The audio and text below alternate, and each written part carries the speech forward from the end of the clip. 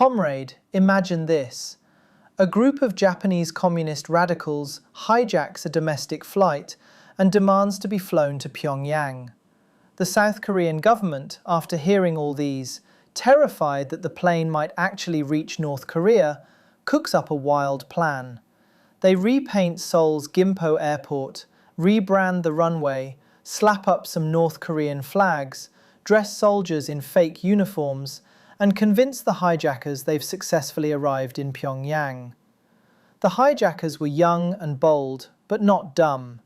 They became suspicious, questioned the welcome team about the ongoing 5-year plan, and demanded a portrait of Kim Il-sung. The result? Wait till the end to find out. Trust me, the story gets weirder and wilder as it goes on.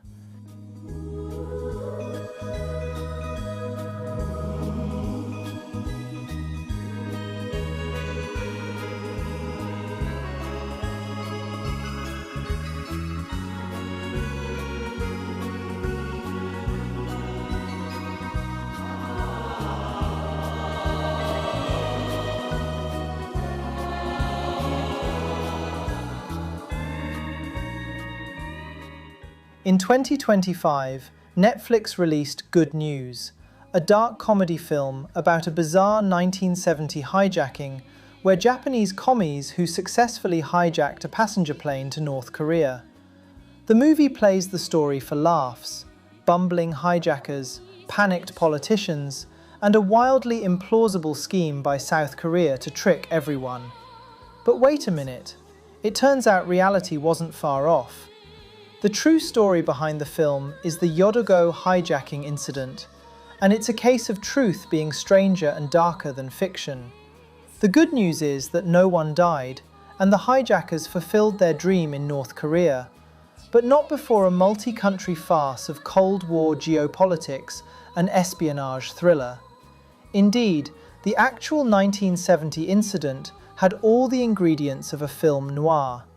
Idealistic young revolutionaries, a hijacked Boeing 727 Japan Airlines plane, 2 panicking American passengers in their seats, 4 governments entangled in negotiations, several samurai swords, and a bold plan for a fake Pyongyang airport. And it seems like a happy ending. All hostages released, revolutionaries arrived in the kingdom, the Japanese minister became the hero back home, and our great leader got some useful idiots as his propaganda tools. This is the true story of arguably the most ridiculous and hilarious terrorist incident in Asia. But before we begin, our weekly rituals of paying tributes to our loyal members. We sincerely thank you for your support.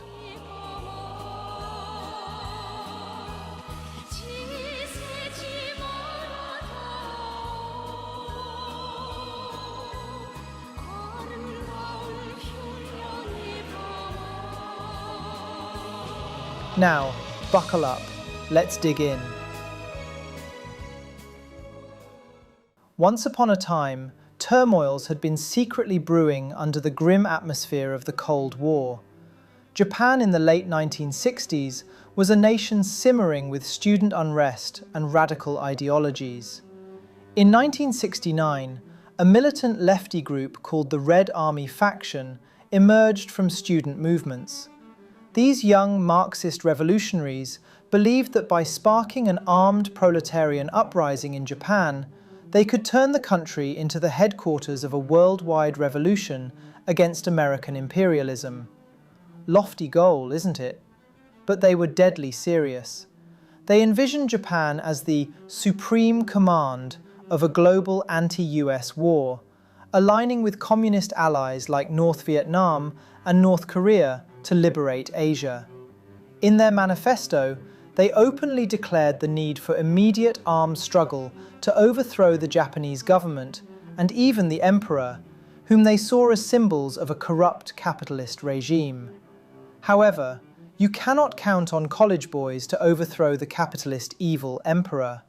By early 1970, police pressure was closing in. The group's leader, Takaya Shiomi, devised an ingenious escape plan dubbed Operation Phoenix. To be specific, He wanted to hijack a commercial airliner and fly to a friendly communist country where they could receive guerrilla training. The original destination was Cuba, then a beacon of socialist revolution under Uncle Sam's eyebrow.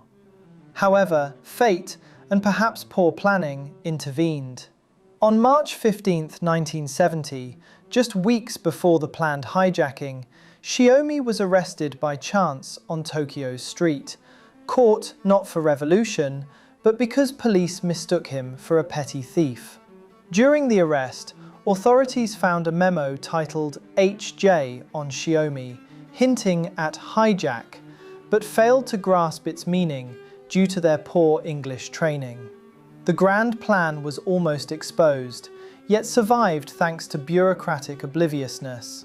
With their leader jailed and the net closing in, the remaining Red Army faction members felt they had nothing to lose. They accelerated the hijacking timetable. 9 young militants, mostly university students in their late teens and 20s, prepared to execute Operation Phoenix on March 31, 1970. Their goal was to force their way out of Japan and make Cuba their new revolutionary base. Why not the Big Brother Soviet, you asked? From their perspective, the 1970s Soviet Union is as bad as the United States. It was the Brezhnev era, and our stupid Big Brother seemingly had forgotten the arts of the armed struggle. Brezhnev and Richard Nixon even had a period of détente, which was considered an act of revisionism.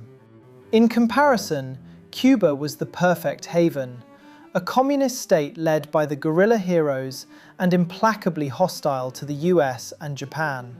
In a statement left behind, the hijackers professed unprecedented confidence, calling themselves the children of tomorrow and vowing that their resolve was unshakable. They were inspired not only by Marx, Lenin, Mao, and Che Guevara, but also by pop culture. They even named themselves Ashita no Joe, after a popular manga about a never-say-die boxer. Armed with lofty ideology and perhaps a huge chunk of youthful delusion, the stage was set for Japan's first ever airline hijacking. Little did they know, their revolutionary flight plan was about to become a one-way ticket to one of the strangest chapters of the Cold War. As the sun rose on March 31, 1970, the 9 radicals boarded Japan Airlines Flight 351 at Tokyo's Haneda Airport, blending in among 122 unsuspecting passengers. That Boeing 727 aircraft, officially nicknamed Yodō, was prepared for a routine domestic hop to Fukuoka. The Red Army's world revolution was about to take off, literally. All foreign students are excitable, Japanese more so than most. Several hundreds marched to Yokosuka, 35 miles south of Tokyo, to make a demonstration outside the American Naval Base headquarters. They protested against the forthcoming visit of US nuclear-powered submarines. The 500 police detailed to keep order had their work cut out and didn't pull any punches. Flight 351 lifted off from Tokyo at 7:33 a.m. on March 31, 1970, heading southwest for Fukuoka, north of the island of Kyushu. Only about 20 minutes into the flight, as the jet cruised near majestic Mount Fuji, the hijackers made their first move. A 27-year-old man named Takamaro Tamiya suddenly stood up in the aisle, unsheathing a katana, a samurai sword, from his coat. "We are Ashita no Joe," he shouted, a decidedly unconventional revolutionary slogan taken from a manga hero. At this cue, 8 other young militants scattered through the cabin, leapt to their feet, and drew an assortment of weapons: pistols, knives, and even a homemade pipe bomb. Gasps and screams rippled through the cabin. This was clearly a hijacking in progress. Yes, those passengers luckily found themselves to be the eyewitnesses to the first ever airplane hijack in Japanese history. The hijackers moved with rehearsed coordination. While one team stormed the cockpit and overpowered the pilots, the others corralled the passengers. In the 70s, airport security was lax enough that these youths had smuggled an arsenal on board, something unthinkable in our post-9/11 world. They tied up the male passengers with ropes and brandished their weapons to cow any would-be heroes. Fortunately, no trigger-happy police were on board, and the crew remained unharmed as the cockpit was seized. The Yodogō airplane now officially served the revolution. Once in control, the hijacker leader announced their demand: fly this plane to Havana, Cuba. The logic was simple in their minds. Cuba was a fellow socialist state where they could seek asylum and military training. Unfortunately, none of those revolutionaries majored in aerospace engineering. Captain Takahiro and his crew calmly explained that the Boeing 727, designed for short domestic trips, did not have anywhere near the fuel range to cross the entire Pacific Ocean to Cuba. In fact, Flight 351 had only been fueled for the 1-hour Tokyo to Fukuoka trip. They would be lucky to make it halfway to Hawaii, let alone all the way to Fidel Castro's island. The youthful hijackers were stunned. Apparently, such a miscalculation wasn't in their consciousness, and clearly no one thought about the fuel range before takeoff. With Cuba literally out of reach, Tamiya huddled with his comrades in the cabin to improvise a plan B. But time was short. The fuel they did have was being consumed by the minute. The pilots urged that they would soon need to land regardless, as fuel was nearly exhausted. This was actually a clever bluff by the flight crew. Fuel was in fact sufficient for a detour, but they lied about it as their self-rescue plan. Seeing no choice, the hijackers agreed to let the plane land at its originally scheduled stop. However, they made it clear this was only a pit stop. Once topped up, the jet must head for a different communist destination. After a brief debate, the group selected Pyongyang, North Korea, as their new dreamland, much closer than Cuba, ideologically friendly, and ought to be reachable with full tanks. The Red Army faction's exodus continues. At 9 a.m., JAL 351 touched down in Fukuoka, where chaos awaited. News of the hijacking had spread, and Japan's authorities had mobilized en masse. Police units and Japan's self-defense force troops swarmed the tarmac. A crowd of reporters and onlookers gawked from a distance. For government and law enforcement, this was uncharted territory. Japan had never dealt with a hijacking, so both fear and adrenaline ran high. Amid the tense standoff, authorities tried a few tricks. In one instance, a Japanese fighter jet was rolled onto the runway under the pretense of a mechanical failure, attempting to block the hijacked plane from taking off again. Meanwhile, an airport worker snuck toward the 727's fuel tank to try disabling it. These half-baked stratagems did nothing but anger the hijackers. It turned into a bureaucratic buffoonery. Tamiya threatened to start killing hostages one by one if the plane wasn't refueled immediately. The police backed off their shenanigans and focused on negotiation.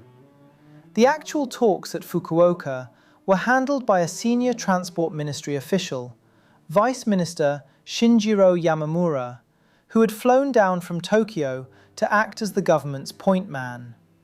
Yamamura's priority was safety first, which means to get the hostages out alive. Over a few nerve-wracking hours, an agreement was hammered out. The hijackers insisted on safe passage to North Korea. The Japanese negotiators insisted that some passengers be released in exchange for fuel. Tamiya eventually agreed to free 23 hostages, all women, children, elderly or sick passengers, as a humanitarian gesture before continuing onward. Those 23 bewildered people evacuated down the mobile stairs to freedom, undoubtedly kissing the ground of their planned destination. Meanwhile, the ground crew hurriedly refueled the airplane, under the watchful eye of armed hijackers. By 2 p.m., the plane was refueled and cleared for takeoff. Fukuoka's control tower handed Captain Kubo a hastily photocopied map of the Korean peninsula, literally torn from a school atlas, since civilian charts for North Korea didn't exist. Attached was a slip suggesting a radio frequency, 121.5 MHz, the international emergency channel, which they might need once near Korea.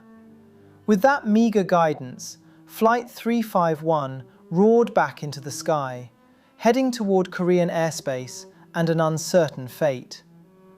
As the Japanese authorities watched the plane disappear into the afternoon horizon, a sense of dread hung in the air.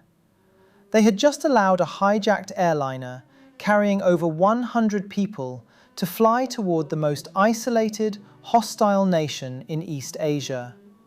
No one in Japan, it seemed, had a clear plan for what would happen next. Little did the hijackers know, someone had a plan, but it wasn't the Japanese, and it certainly wasn't North Korea.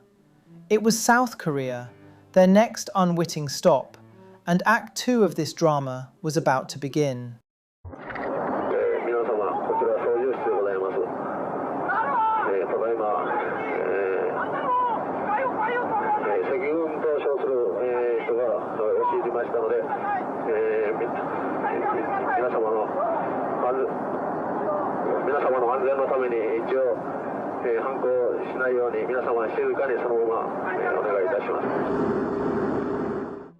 While the plane was en route to Korean skies, an entirely new cast of characters sprang into action.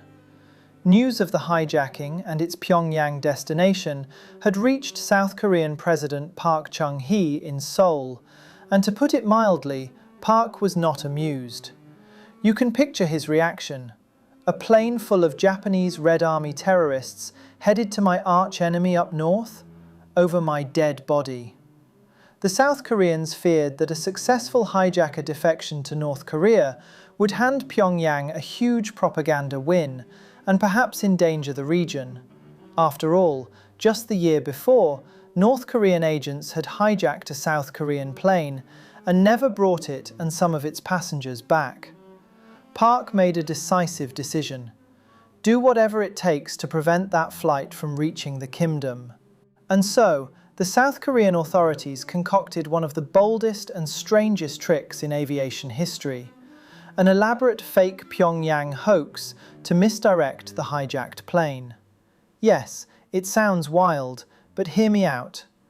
As Flight 351 approached the demilitarized zone, South Korea put its plan into motion. First, the South Korean Air Force, with assistance from the stationed US military, dispatched a jet fighter with its markings obscured. This unmarked fighter intercepted the plane near the 38th parallel. The fighter pilot pulled alongside Captain Kubo and gave a hand signal, a thumbs-down gesture, ordering the airliner to descend and follow him. Next, a voice came over Flight 351's radio. "This is Pyongyang Control. Please tune to 134.1 MHz. It seems to be the instructions to land in Pyongyang.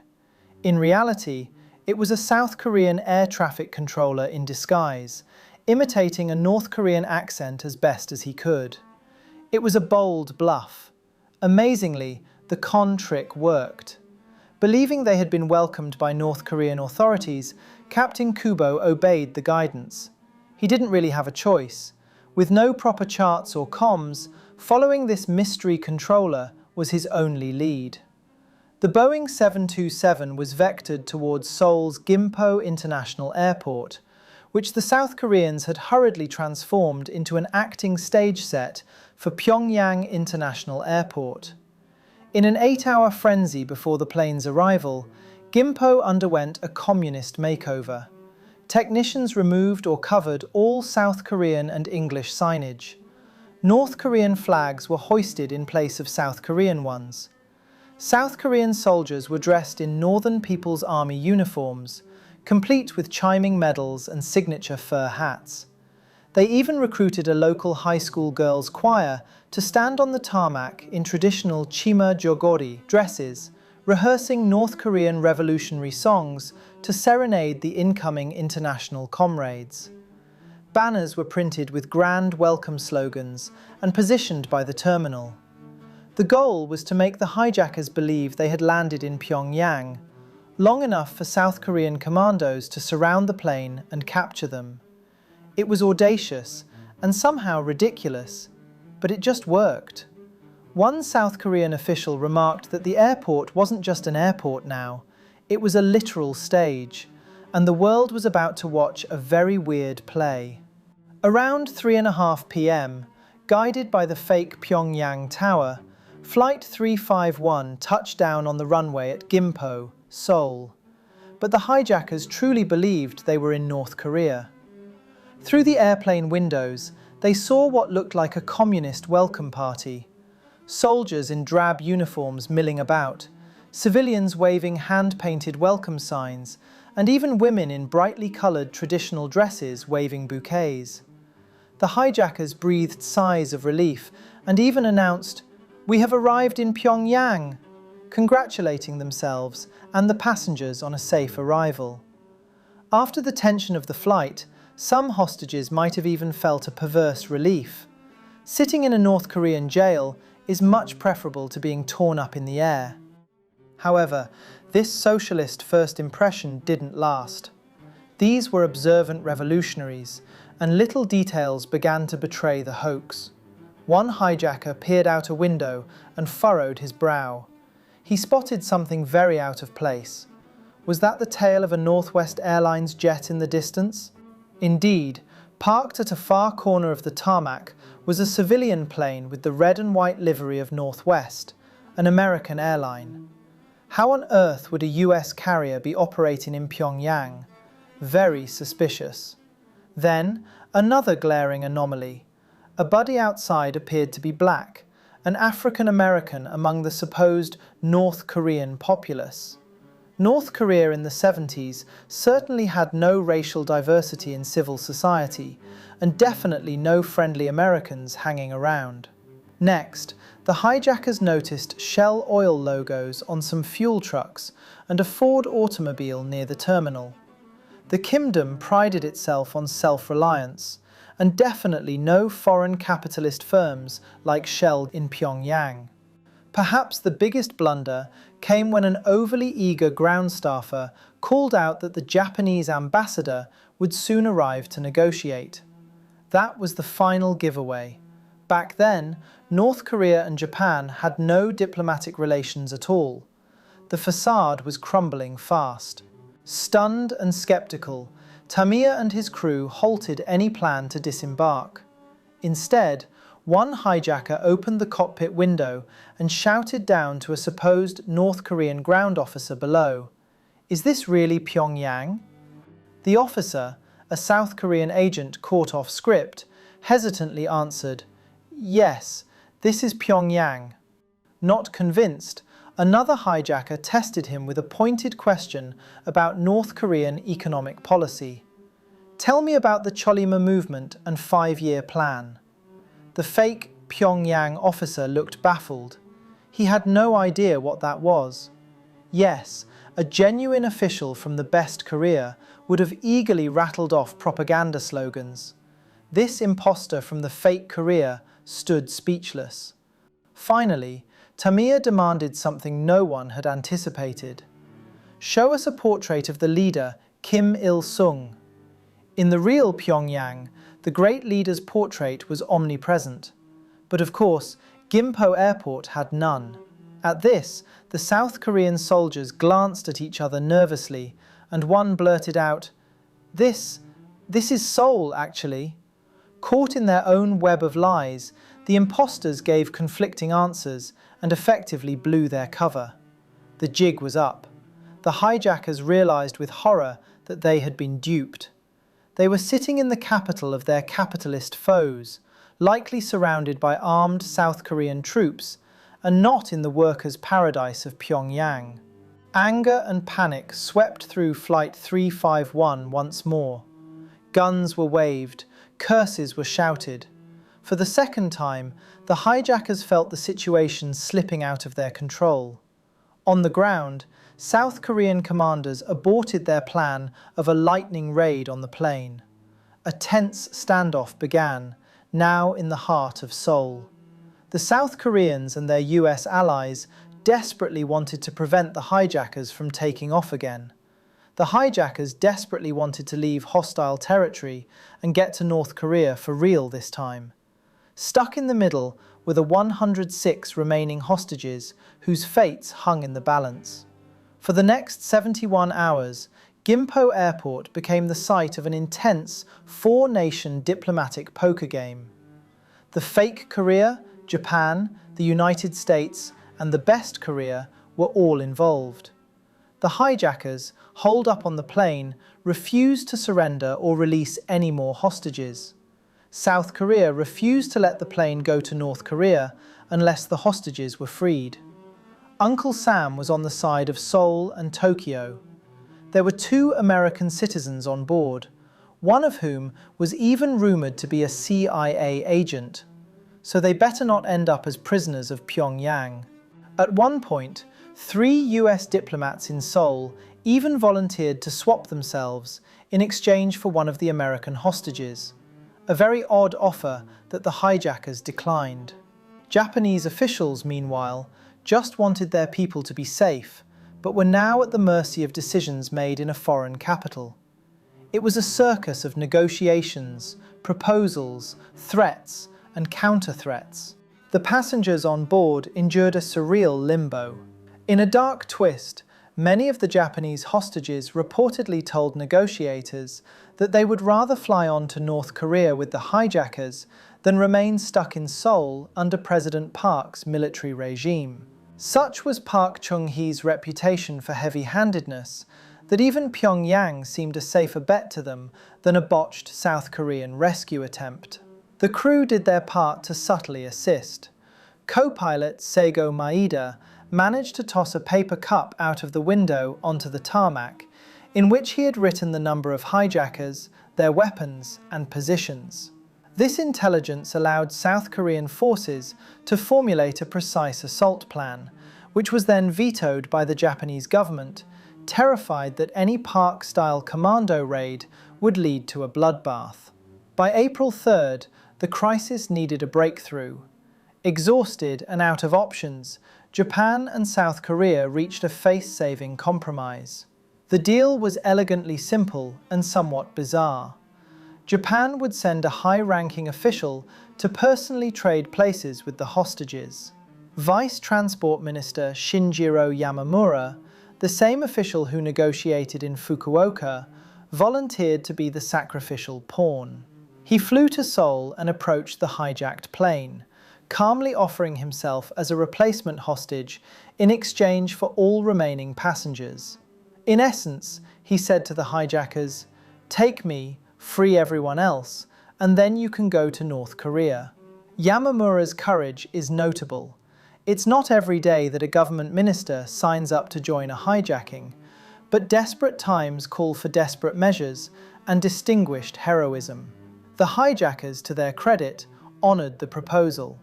They likely calculated that a single VIP hostage was as good a bargaining chip as 100 random civilians, and this swap was their only path to Pyongyang.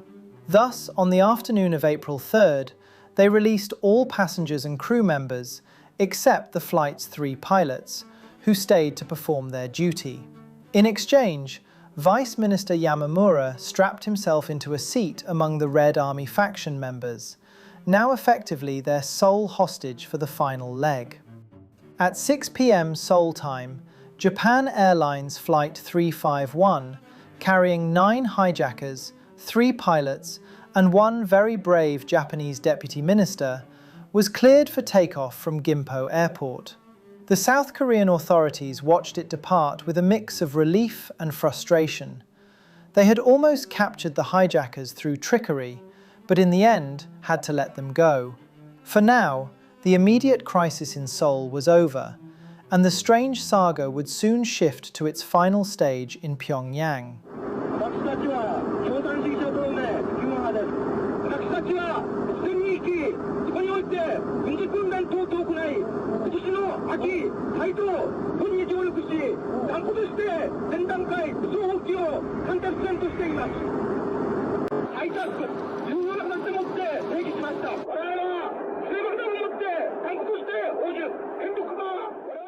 Now, at long last, Flight 351 was genuinely on course for Pyongyang with no more detours. Yet even as they crossed the 38th parallel into North Korean airspace, a new problem arose. Dusk was falling, and Pyongyang's air controllers were silent.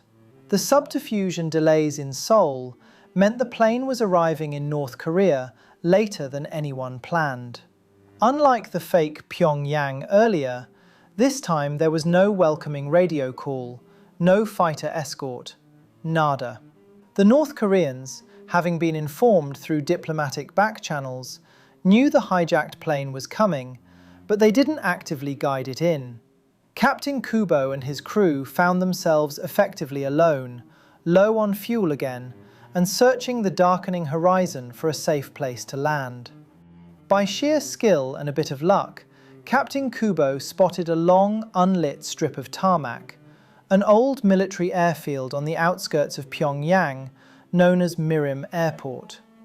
Drawing on his World War II pilot training, he manually brought the Boeing 727 down for a safe landing at 7:20 p.m. on April 3rd, using only minimal instruments and his eyesight. It was a smooth touchdown. The plane rolled to a stop on the dim airstrip of Mirim Airfield, and for the first time, the hijackers truly set foot on North Korean soil. North Korean soldiers and security personnel quickly surrounded the plane, floodlights glaring. But unlike in Seoul, these were real DPRK troops, and the welcome was not a ruse. After a brief standoff, the hijackers agreed to surrender their weapons and disembark in exchange for guaranteed asylum. Stepping off the plane into the cool Pyongyang night, the 9 Japanese youths must have felt a heady mix of triumph and uncertainty. They bowed to the North Korean officers and proclaimed themselves revolutionaries seeking comradeship. The North Koreans, for their part, initially greeted them as heroes, praising them as comrades in the anti-imperialist struggle, or so the propaganda said. Then, here came the final twist of this incredible tale. When North Korean authorities collected the hijackers' armaments, they discovered that most of the weapons were fake. The samurai swords were ornamental. The firearms were either non-functional or toy models. The bomb was a dud. The entire hijacking had been pulled off with bluff and bluster more than actual firepower. One can imagine the astonishment and perhaps a bit of laughter among the North Koreans on the tarmac. These heralded Japanese Red Army guerrillas had essentially hijacked a plane with props. It was as if the climax of a thriller suddenly turned into a magic show reveal. Nonetheless, the feat was still unprecedented. Using phony weapons or not, they had perpetrated Japan's first airline hijacking and made it all the way to Pyongyang. North Korea honored its deal with Japan. Within days, Vice Minister Yamamura and the 3 Japan Airlines pilots, along with the hijacked aircraft itself, were sent back to Japan via a neutral country. Yamamura returned home to a hero's welcome. The Boeing 727 Yodō also returned to service. In fact, that plane later had a long, bizarre life of its own. It got repainted and sold around the world, and at one point it even toured with the rock band U2 and appeared in a Hollywood movie. Japan Airlines quietly retired the practice of naming its planes after this incident. No more romantic monikers like Yodō, likely because the name had become synonymous with hijacking infamy. As for the 9 hijackers, North Korea gave them asylum as promised. At first, they were treated as revolutionary celebrities. They met high-ranking officials and were hailed as the Yodogō group, symbols of anti-Japanese imperialism. However, their honeymoon in Pyongyang didn't last long. The Japanese Red Army faction's ideological leanings did not perfectly align with Kim Il-sung's regime. These young radicals had fancied themselves leaders of a world revolution. Some even spoke of transforming North Korea to fit their own communist vision, which was not what their hosts wanted to hear. Notably, the Yodogō hijackers harbored some Maoist and anti-Soviet sentiments, criticizing the Stalinist tendencies and any cult of personality, whereas North Korea in 1970 was fiercely loyal to a Stalinist personality cult around Kim. When the hijackers requested military training and their own Japanese People's Army unit, the North Koreans politely refused. Instead of leading a grand insurgent army, the Yodogō group found itself kept under a form of comfortable house arrest. Over time, Pyongyang settled the Japanese fugitives into a quiet life. They were given housing in a gated compound, later nicknamed the Japanese Village, subjected to mandatory study of Kim Il-sung's signature Juche ideology, and closely monitored by the security personnel. Well, at least they were not thrown in prison or labor camps. In fact, compared to average North Korean citizens, these hijackers lived quite well. They received special privileges, monthly stipends, and even permission to engage in a little private enterprise. Several of them married North Korean women, and reportedly, one married a Thai woman detained in Pyongyang. They were even allowed to import and sell Japanese goods, and later became de facto international traders who supplied Pyongyang's elite with rare items from Japan. It's an almost comic outcome. Young firebrand revolutionaries who once plotted to bomb police stations ended up running a duty-free shop of Japanese liquor, electronics, and cigarettes in the Hermit Kingdom. I mean, they actually owed a lifetime debt to the great leader's benevolence for sparing them any potential punishment. Meanwhile, back in Japan, the Yodogō hijackers were officially denounced as terrorists and put on international wanted lists. The Japanese government, embarrassed and furious at the incident, quietly hoped the whole affair would be forgotten. In public, the Yodogō incident became a symbol of Japan's student radical era, a cautionary tale as the country moved on to more conservative decades. Over the years, a few of the hijackers attempted to come home. 5 years after the hijacking, the group actually offered to return to Japan voluntarily if they could be pardoned. But under US pressure, the Japanese government flatly refused any amnesty. Decades passed. 2 of the 9 eventually left North Korea and got captured. One former revolutionary, Yasuhiro Shibata, snuck back to Japan in 1985 to raise funds and was promptly arrested. Another, Yoshimi Tanaka, was caught in Thailand in 2000 and extradited. Both stood trial and served prison time in Japan.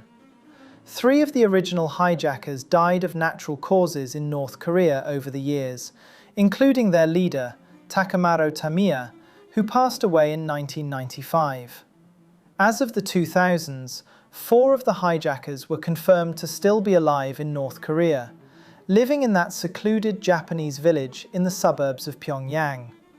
They are senior citizens now, most in their 70s, greying and frail, a far cry from the teenage militants who once waved swords on an aeroplane. In an odd epilogue, the remaining Yodogō members in Pyongyang have occasionally reached out to the world. In 2004, they posted an open request on a Japanese website expressing their desire to come back to Japan, even if it meant facing arrest. They have maintained their revolutionary rhetoric to a degree. In statements, they continue to denounce Japanese militarism and urge Japan to be friendlier to its Asian neighbours, accusing the Japanese government of erasing wartime crimes from memory. Their pleas, however, mostly fall on deaf ears. In Japan, few people remember the hijacking or care about the fate of these aging radicals. The Japanese public's ignorance of the Yodogō incident is perhaps just as the government intended. They wiped the event from memory, much as they tried to wipe away the nation's uncomfortable past.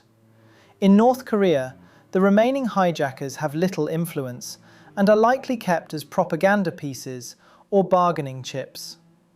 Remarkably, in late 2024, correspondence from the Yodogō hijackers suddenly ceased, possibly cut off by North Korean authorities amid rising tensions. Their ultimate fate remains uncertain, half a century after their dramatic flight into exile.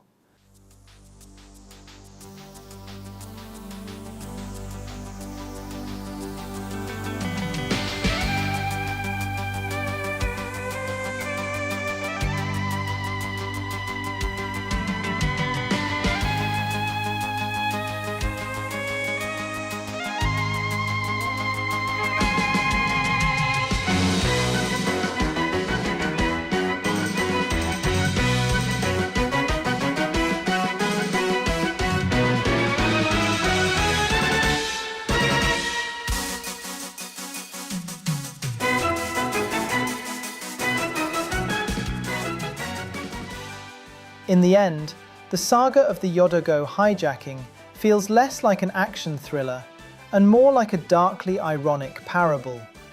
What began as a fiery revolutionary gambit in 1970 has, over 50 years, faded into a footnote, a slow death of a revolution that never actually was. The Netflix dark comedy Good News gets it right. This story is rife with absurdity and bureaucratic comedy, yet underpinned by very real drama. The hijackers' dream was to spark a global uprising, but they ended up as reluctant long-term guests of one of the world's most repressive regimes. They fled imperialist Japan to seek freedom, only to find themselves under constant surveillance, trading Japanese luxury goods to get by. Their bold act did succeed in embarrassing the Japanese government, yet it also hardened Japan's resolve against leftist militancy and essentially marked the end of the country's radical student movement.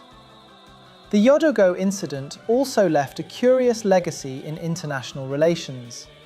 North Korea milked it for propaganda, dubbing the hijackers heroes against Japanese imperialism, while South Korea's clandestine meddling remained classified for years. Japan quietly reformed airport security and swore never again to such humiliation.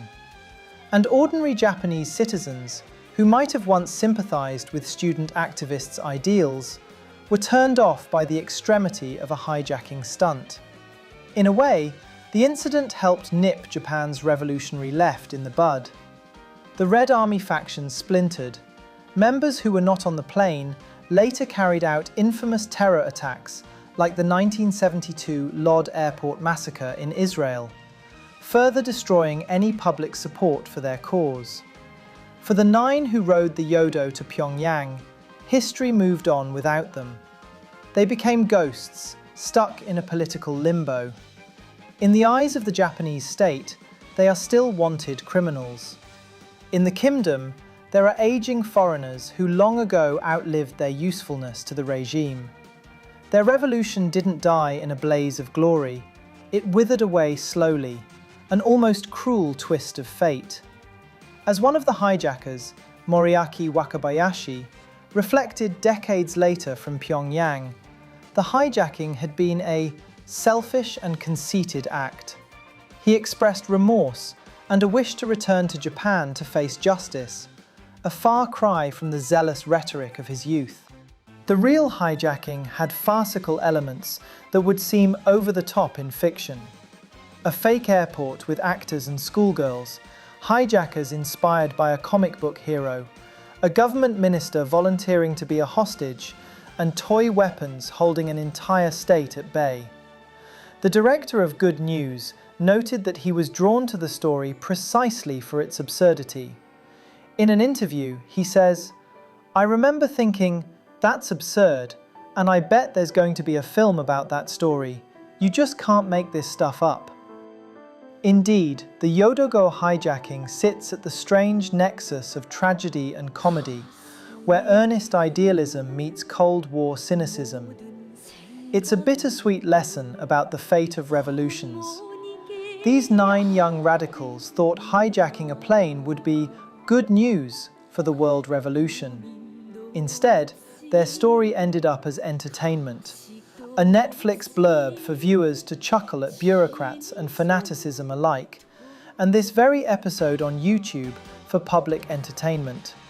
The Yodogō drama has found new life as interesting internet content, whether through a South Korean film or retrospectives like this.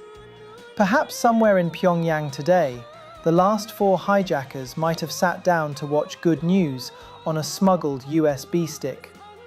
One imagines them shaking their heads at the sight of their youthful selves fictionalized on screen, the world laughing at a story that once terrified nations.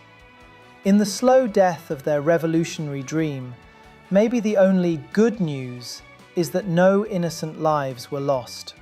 Instead, the Yodogō incident lived on to remind us that sometimes history has a wicked sense of humor, and time has a way of turning even the most earnest misadventures into a cautionary laugh.